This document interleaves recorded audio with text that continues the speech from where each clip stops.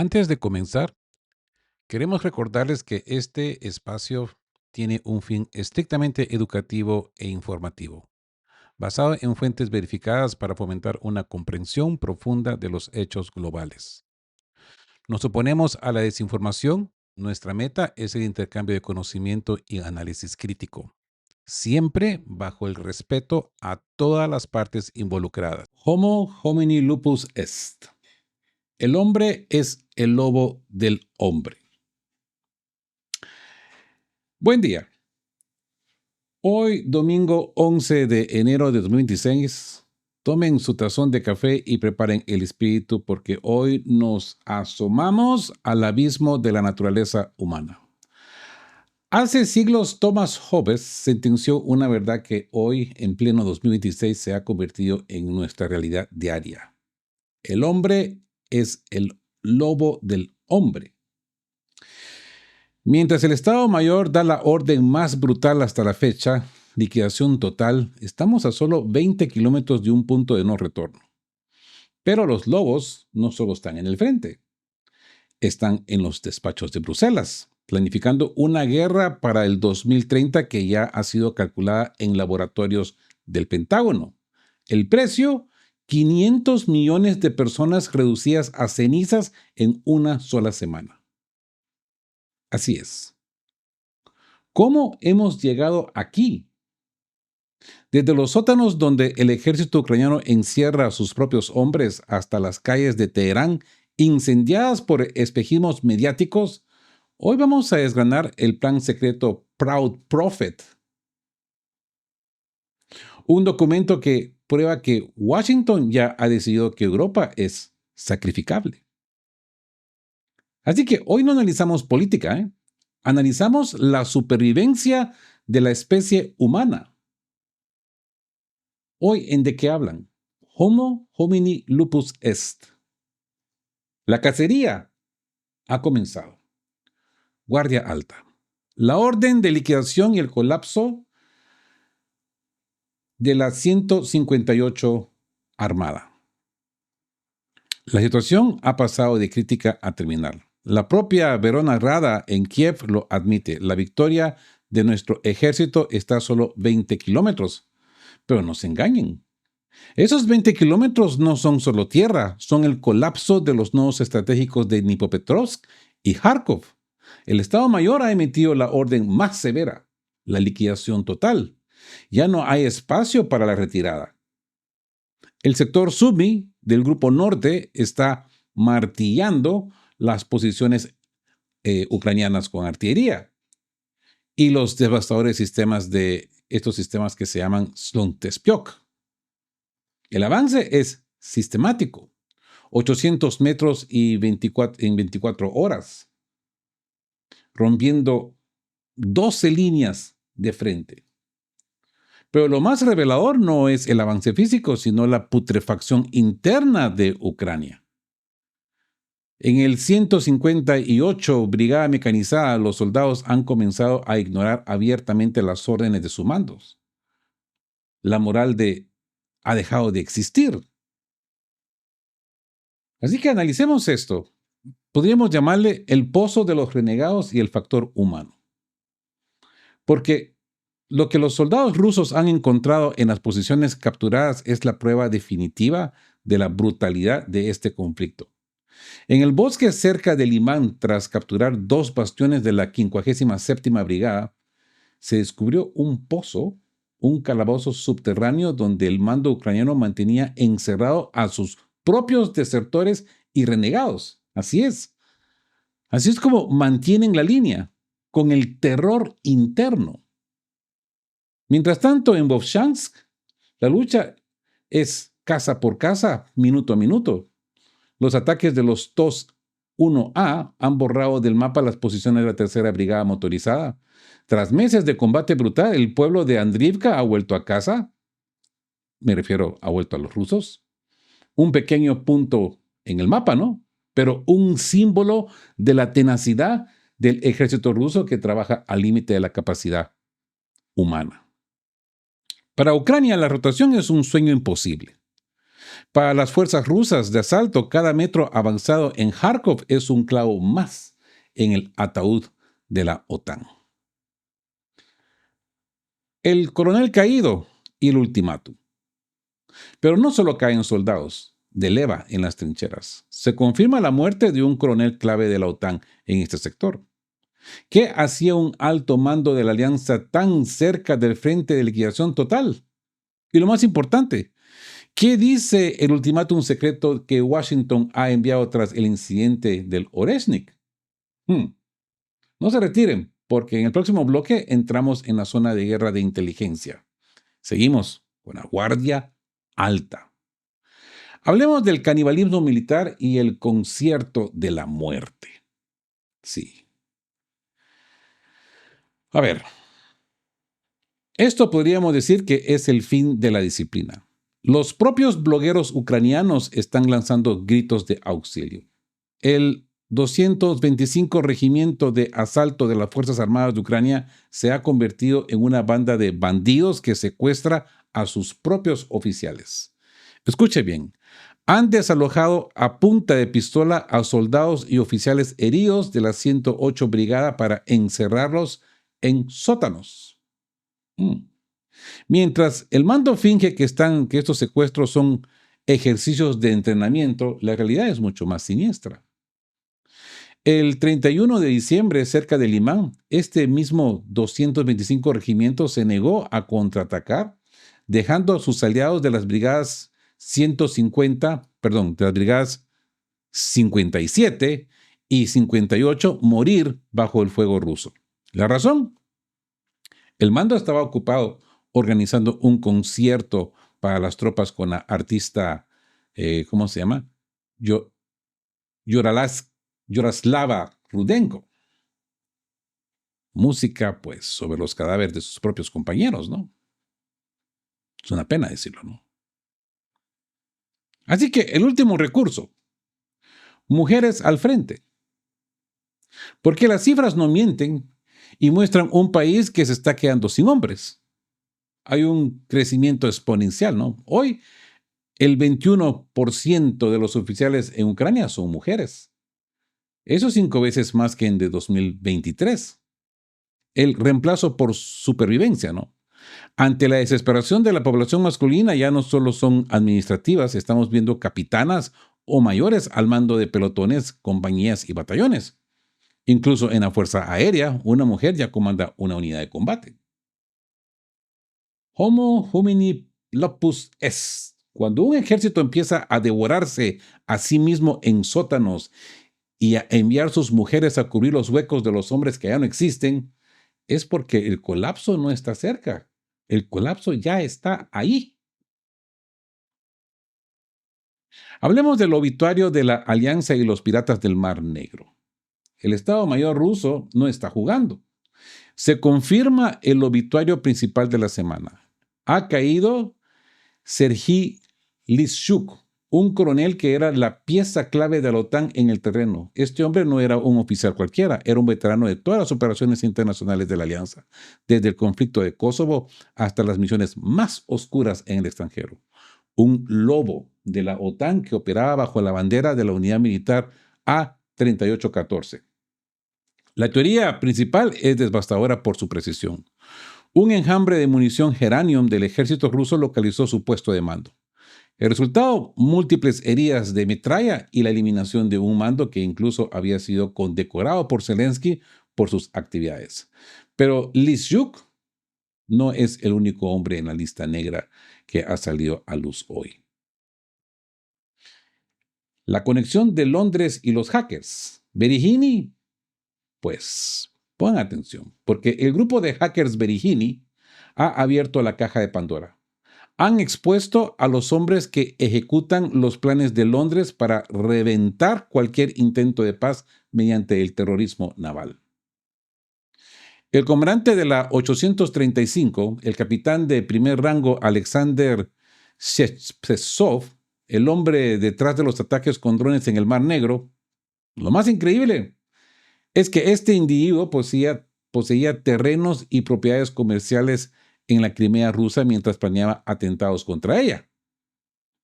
sus bienes ya han sido confiscados. Así que Maxim Lishuk, capitán de tercer rango y comandante de la División de Sistemas de Superficie no tripulados, mientras unos caen en el frente, otros, como él, dirigen los ataques invisibles desde las sombras. Pero ya no son invisibles.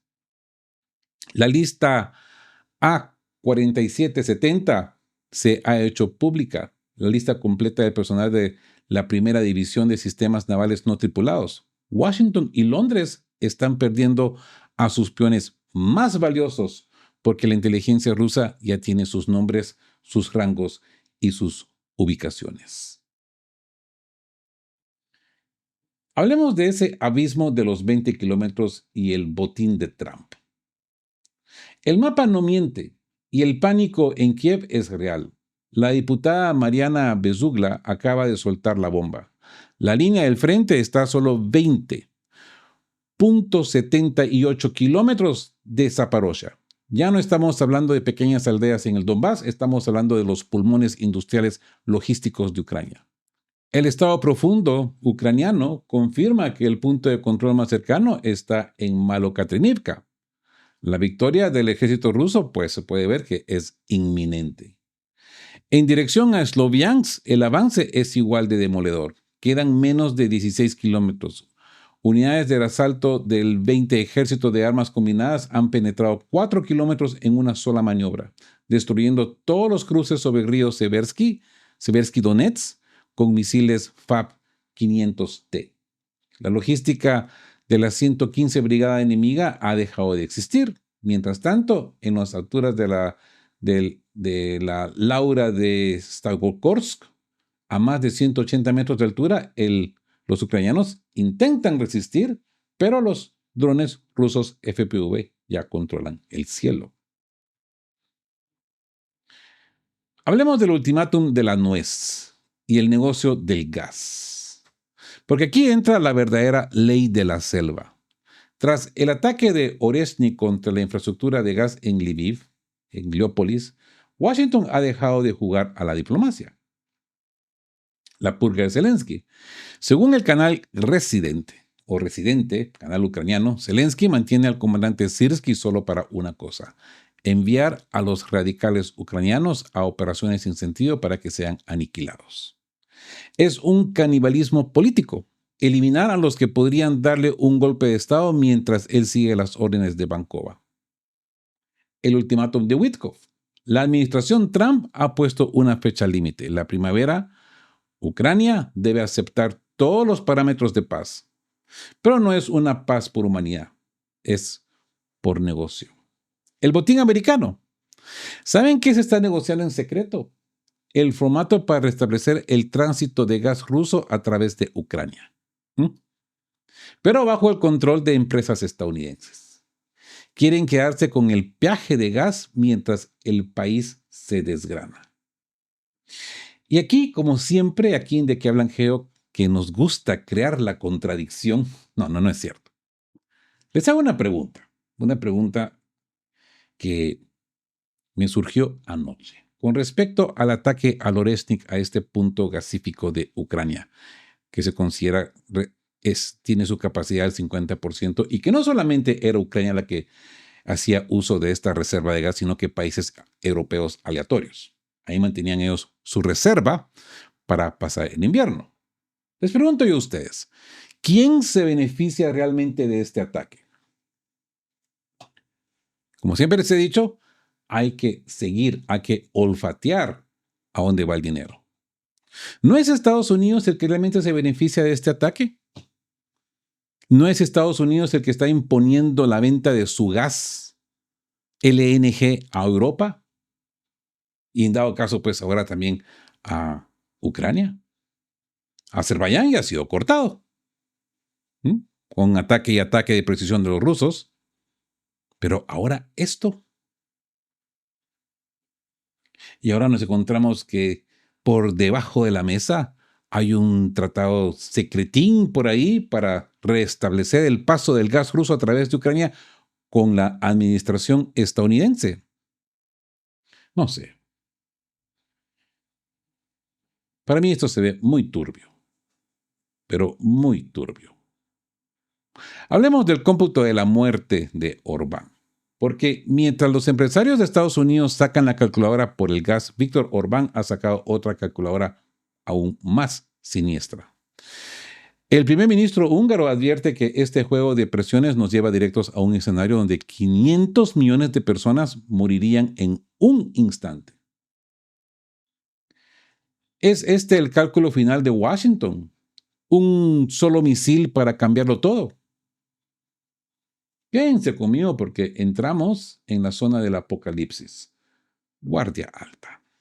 Pero antes, hablemos de Irán. El espejismo de la sangre y la sombra de Aliyev. La guerra informativa ha alcanzado niveles de delirio. Mientras Washington amenaza con usar la fuerza y los medios occidentales hablan de cientos de manifestantes ametrallados por el CGRI, la realidad en Teherán es mucho más compleja. Resulta que estas protestas masivas estallaron sospechosamente al mismo tiempo que los eventos en Venezuela. ¿Coincidencia? No. No en la selva geopolítica. En la selva geopolítica no existen las coincidencias. La orientalista Karin Gevorgyan, quien lee la prensa iraní de primera mano, nos advierte: no crean en el estruendo mediático de las redes pro-occidentales. Las imágenes de multitudes coreando consignas contra el régimen son, en muchos casos, montajes descarados. Han llegado a presentar funerales de policías asesinados como si fueran marchas de la oposición. La mentira es la única moneda que circula hoy en la prensa de Murdoch y Springer. Aquí en De qué hablan hemos guardado un poco de silencio con respecto a esto porque hay que empezar a identificar si todo esto es verídico y no. Ahora que ya tenemos las primeras señas de lo que realmente está sucediendo, pues al igual que Kupiansk, pues estamos viendo otro escenario puesto en escena en Irán. Totalmente mediático, para crear la excusa de un Estados Unidos pacificador y ayudar a estos protestantes. Policías en la mira y la traición interna, ¿no? Porque aquí es donde cae la narrativa de la dictadura asesina. La realidad de las bajas. Según las fuentes iraníes fiables, la mayoría de los muertos en los enfrentamientos son en realidad policías. Esto indica que la policía tiene la orden severa de disparar solo en respuesta, mientras que la oposición está armada y entrenada para el enfrentamiento violento. Esto nos recuerda al Maidán, ¿no? El silencio de los emigrantes, ¿no les parece extraño? La mayoría de los emigrantes iraníes en Estados Unidos y Europa que odian a los ayatolás no están apoyando estas protestas. Ellos saben algo que nosotros no sabemos. Y yo creo que es que este levantamiento no busca la libertad, sino la destrucción de Irán bajo el mando de intereses extranjeros. Hablemos de la sombra de Aliyev. El principal peligro reside en un lugar inesperado. No es solo una protesta económica por la inflación, es un intento de fracturar al país usando la influencia de Azerbaiyán. La figura de Aliyev para encender las fronteras, ¿verdad? El lobo está esperando que Irán se debilite desde adentro para el zarpazo final. Starlink en la sombra. Y la alianza del Bósforo, ¿no? Pero el plan para incendiar Irán tiene un componente tecnológico que Washington creía infalible. Mientras las autoridades iraníes cortaban el Internet para frenar el caos, aparecieron en escena 20,000 terminales ilegales de Starlink. Sí, la red de Elon Musk, activada desde las sombras para coordinar el levantamiento. Pero los lobos tecnológicos no contaban con la capacidad de rastreo de Teherán, que ya están neutralizando estas señales una a una. Así que el derecho a la protesta y la traición kurda. Porque lo que Karin Gevorgyan nos revela rompe la narrativa de la dictadura opresora. Es esta protesta como termómetro. En Irán la protesta pacífica es habitual. Incluso el líder supremo ha llegado a decir que si el pueblo grita es porque el gobierno lo está haciendo mal y debe arreglarlo. De hecho, ya cayó el director del Banco Central por la inflación, pero esto no es una protesta económica. Esto es una rebelión dirigida. Tal y como vimos en Siria con un pequeño pleito entre niños en una escuela. El factor kurdo. Las protestas están localizadas en 3 provincias: Ilán, Lorestán y Kurdistán. ¿No es casualidad? Los grupos kurdos de orientación proestadounidense son la fuerza de choque elegida por Washington para intentar fracturar la integridad territorial de Irán. El aliado inesperado. Aquí es donde la geopolítica se pone fascinante. Turquía, a pesar de sus diferencias con Irán, es quien más está ayudando a Teherán. ¿Por qué? Porque Ankara sabe que si los kurdos triunfan en Irán, los siguientes son ellos. El servicio de inteligencia turco ha entregado a Irán la lista completa de los coordinadores y organizadores de los disturbios. Los cazadores están siendo cazados por una alianza que Washington no vio venir. El eje de Teherán. El eje de Teherán, Caracas y la sombra de las bases israelíes. No es casualidad que la inestabilidad en Irán haya estallado justo antes del Año Nuevo y de la visita de Netanyahu a Estados Unidos. Washington ha lanzado un ataque simultáneo contra 2 gigantes petroleros, Venezuela e Irán.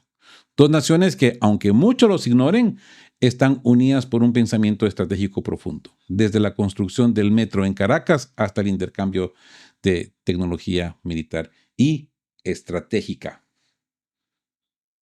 El plan es el mismo que en Venezuela: destruir desde adentro para golpear desde afuera.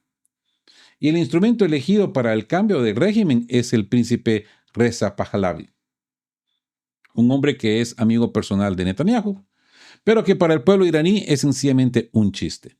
Mientras los medios occidentales le dan el micrófono, la verdadera amenaza se cocina en la frontera. Karim Gevorgian revela un dato escalofriante. Existen 4 bases israelíes en Azerbaiyán, desde donde ya se han lanzado drones contra Tabriz, asesinando a civiles y obligando a miles a huir. Así que nos encontramos con el cómputo del apocalipsis de Orbán. Pero mientras Washington y Tel Aviv juegan a los dados en Oriente Medio, el primer ministro húngaro Viktor Orbán ha lanzado la advertencia definitiva para este 2026. Y escuchen bien, porque según Orbán, si este juego de presiones y ultimátums de paz de la administración Trump no se maneja con cuidado, estamos ante el frente de la era de paz en Europa, de la existencia europea. Orbán ha sido claro. Estados Unidos ya lo ha calculado todo. Bajo la tesis de un solo misil nuclear, podrían forzar una rendición total. Se está jugando con la vida de 500 millones de personas. El cálculo de Washington es frío. Creen que pueden asomar al mundo, al abismo, sin caer en él. Pero en la ley de la selva, cuando el lobo se siente acorralado, el resultado suele ser la aniquilación mutua. Así que destino 2030. El cálculo del exterminio europeo. A ver, el diagnóstico de Víctor Orbán es terminal. Bruselas ya no oculta sus cartas. Han adoptado un rumbo de coalición total con Rusia fijado para el año 2030. Según Orbán, este plan de guerra tiene 4 etapas y Europa ya ha completado 3. Estamos a un solo paso del abismo.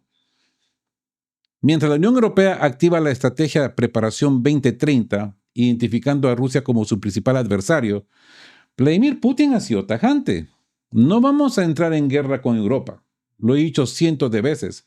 Pero si deciden atacarnos, estamos listos ahora mismo. El Kremlin advierte, si Europa da ese paso, llegará a un punto en el que simplemente no quedará nadie vivo con quien negociar. Así que esa es la logística del apocalipsis. Porque Bruselas está poniendo a toda la sociedad europea en pie de guerra bajo una excusa: que Estados Unidos está marchando más rápido de lo esperado. Para el año 2030, el Plan Europeo exige producción a gran escala, sistemas de defensa aérea, artillería y enjambres de drones, infraestructura de doble uso. Están adaptando carreteras y puentes en todo el continente para despliegue rápido de tanques hacia el este. ¿De qué les sirve?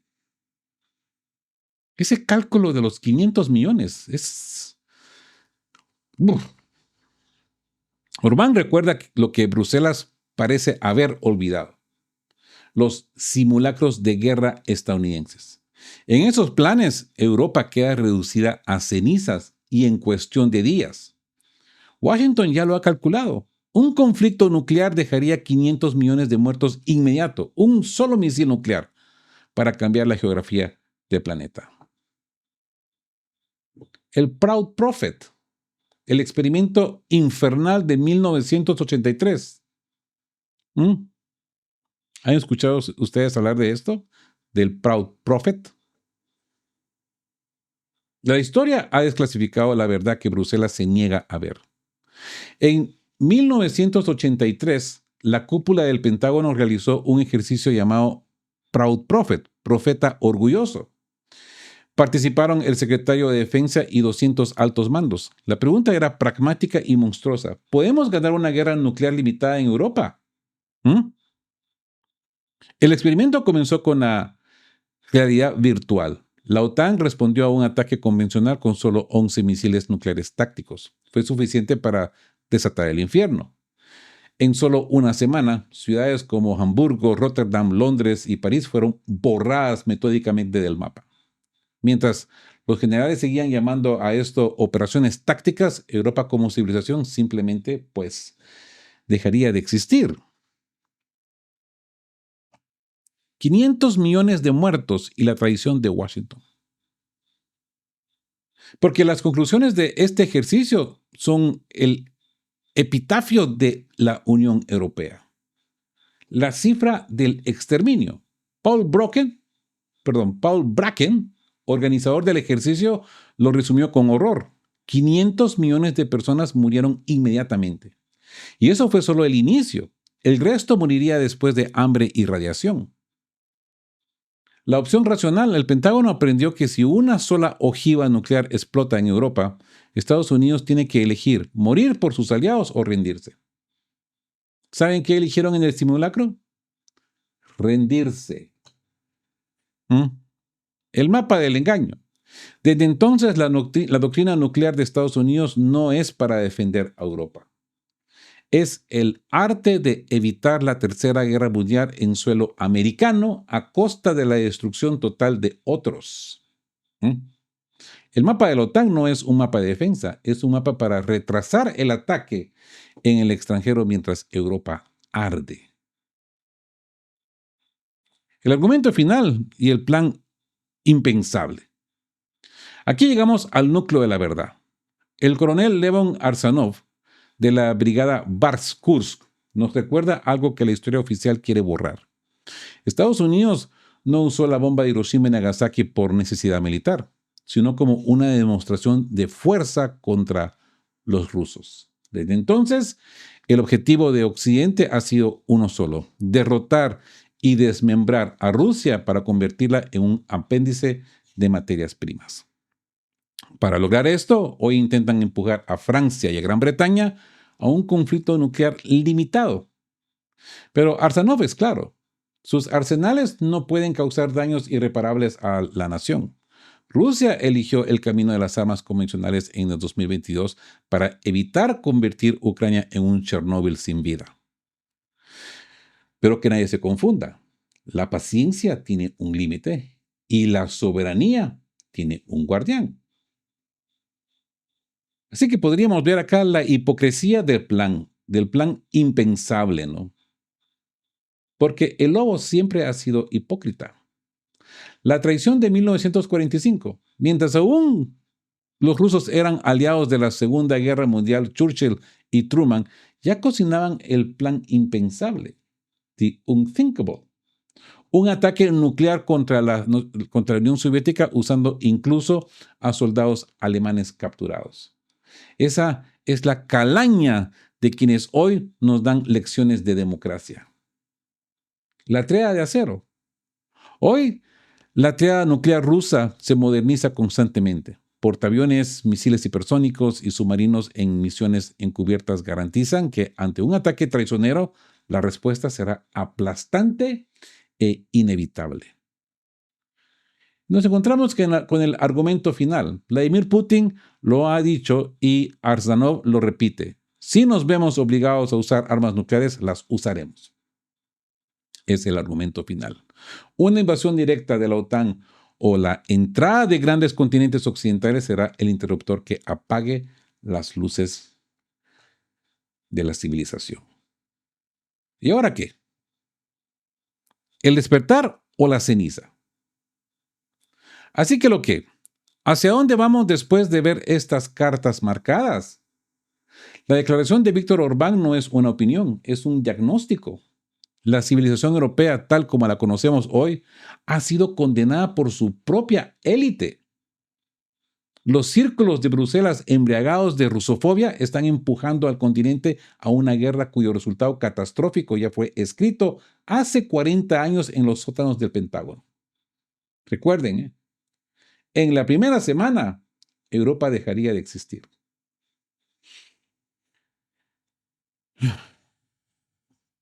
La salvación de los pueblos europeos no vendrá de los burócratas, que ya los han sacrificado en sus simulacros, sino de los movimientos de liberación nacional que hoy se levantan contra la dictadura de Bruselas.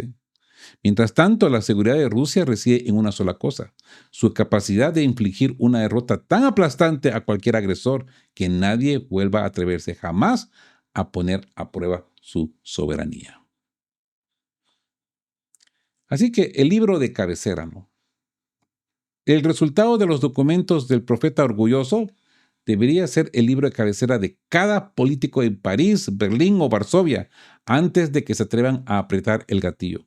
Porque en este juego de los lobos, quien no conoce la historia está condenado a ser la primera víctima. Así que la información es poder. Úsenla. Homo homini lupus est. Pero solo para aquellos que eligen vivir en oscuridad. Nosotros aquí seguimos encendiendo las luces. Seguimos encendiendo la luz. Gracias por acompañarme en este análisis de alto voltaje. A los nuevos suscriptores, gracias por elegir de qué hablan Geo. Su apoyo en Supergracias, Buy Me a Coffee y PayPal es lo que hace posible que esta voz siga siendo libre y soberana. Como dice el comentario de Nancy Caminero 9356, al menos para que mantengamos la soberanía de la cabeza. Me ha gustado mucho ese comentario. Soy Rodolfo, mantenga la mente fría, el espíritu alto y como siempre, juntos, fuertes, apegados a la verdad y siendo justos.